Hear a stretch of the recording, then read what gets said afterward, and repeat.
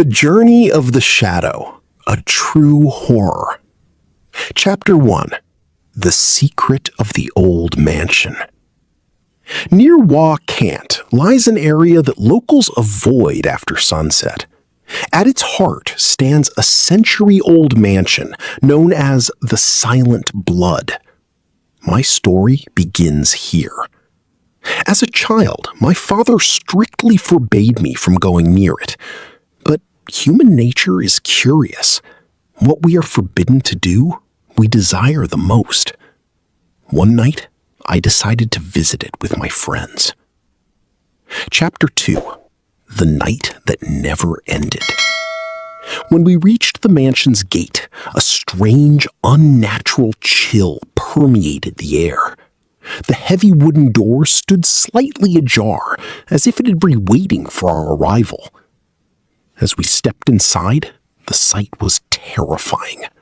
Ancient, faded portraits lined the walls, their eyes seemingly following our every move. Suddenly, the heavy door slammed shut behind us on its own. Chapter 3. Darkness and Whispers. In the absolute darkness, I heard footsteps approaching. I assumed it was a prank by one of my friends, but they were all standing right beside me. Then, a heavy, distorted voice called my name. Shahzad. It was my father's voice, yet I knew he was safe at home. Chapter 4.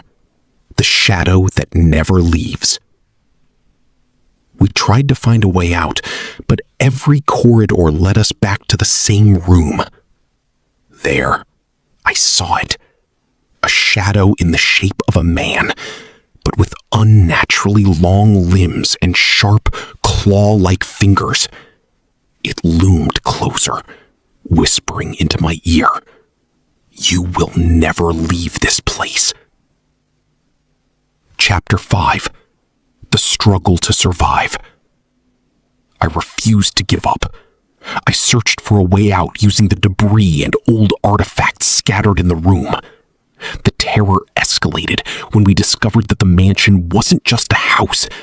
It was built directly on top of an ancient, forgotten graveyard. Chapter 6.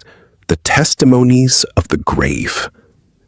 While desperately looking for an exit, we found a cellar. The floor was dirt, and the air was heavy with the stench of decay and old bones. We saw weathered tombstones inscribed with names of our own village ancestors. We realized this mansion was a portal to a world beyond the veil. Chapter 7. The Last Sign. I found a tattered diary left behind by a previous visitor. It read, "Whoever enters the boundaries of this mansion leaves their shadow behind forever." I looked at the walls. My friends had shadows, but mine was missing. My heart stopped. Had I escaped? Or was my soul now trapped in this nightmare? Chapter 8. The Spiritual Assault. Without warning, the remaining light bulbs in the house exploded. The air was filled with agonized screams. We huddled on the ground, praying for mercy.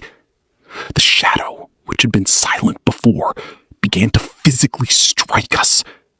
My friend screamed as blood began to seep from the walls. This wasn't an illusion. It was a cold, terrifying reality.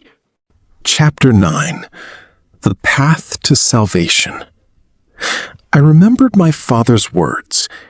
When there is no path left, your final hope lies in your faith. I spotted an old lamp that needed to be lit. With no matches, I summoned all my remaining courage and ignited a piece of old paper using a spark of willpower. As the light flickered to life, the shadow recoiled, as if the light were its only true enemy. Chapter 10. The Return. But We somehow scrambled out of the mansion just as the sun began to rise. We reached home, breathless and trembling. When I looked into the mirror, the terror was still mirrored in my eyes. I have never returned to that place since. But even today, when the night wind blows, I feel someone standing outside my window, and that same voice calls out, "Shazad."